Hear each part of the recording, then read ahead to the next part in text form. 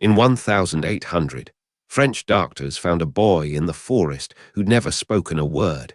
And what happened next shattered everything they believed about what makes us human. I've read the case files myself.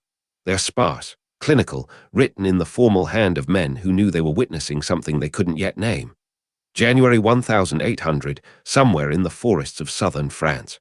A boy, maybe 12, maybe older, no one could say, emerged from the woods near the village of Saint-Cernin. He was naked except for rags. His skin was scarred. He made no sounds except grunts and hisses. The villagers called him the Wild Boy of Aveyron. But here's what matters. He was alive. He'd survived alone in that forest for years, and he was about to become the most important test case in the history of human nature. The boy couldn't speak, couldn't read, couldn't understand social convention. He ate raw vegetables and meat. He had no concept of clothing or shelter as tools. He simply endured cold. And yet his case raised the question that philosophers had been circling for centuries. Is humanity something we're born with, or something we learn? Is language the bedrock of thought, or does thought exist without it? By spring of that year, the boy had been brought to Paris. The National Institute of the Deaf and Dumb took him in.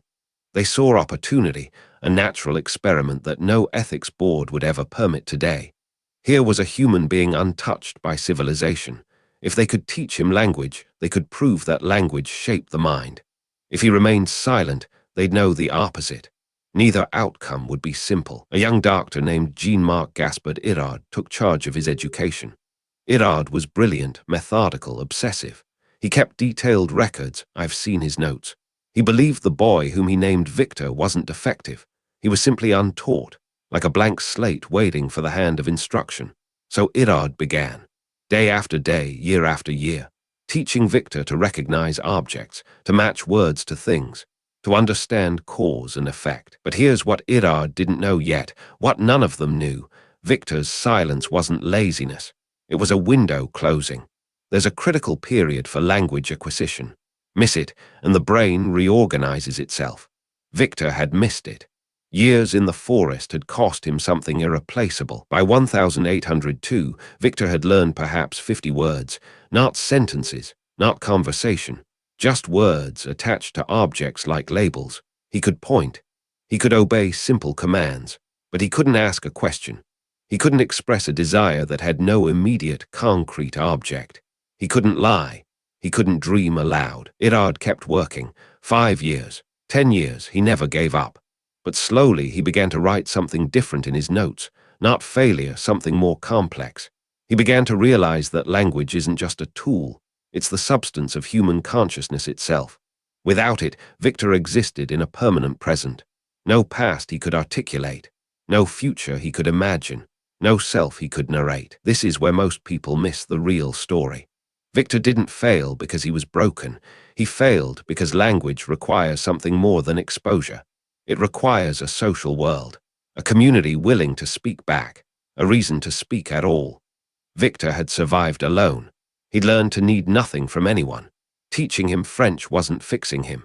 It was asking him to become someone entirely different. By 1806, Victor had settled into a kind of peace. He lived with Itard's housekeeper, Madame Guérin. He had routines. He showed affection. He laughed. But he remained essentially silent. And here's what Itard finally understood. Victor was teaching us something we didn't want to learn. That the self isn't innate. It's built. Built through language, through relationship, through the constant dialogue with other minds. Itard published his findings. The scientific community was disappointed. They'd wanted proof of something simple. Either humans are naturally rational or were blank slates to be written upon. Victor fit neither story. He was evidence of something harder to accept, that we become human through relationship. That isolation doesn't preserve some essential nature, it erases it. Victor lived until 1828, 40 years old maybe. He died in the house where he'd learned to be something like human, not through language, but through care, through being seen, through having someone stay. Itard was there. Madame Guérin was there. In the end, that mattered more than any word. So what did Victor teach us? Not that language is everything, but that it's not separate from life. It's woven through every moment of connection. You can't teach language to someone who has no reason to speak. You can't build a self in isolation. We become who we are through the people who listen. For those of us living in an age of isolation, screens instead of faces, notifications instead of conversation, Victor's case is a warning. We're fluent in language, but starving for the thing language is meant to carry, genuine connection. We can articulate our thoughts perfectly and still feel voiceless. The wild boy couldn't speak. We can't stop.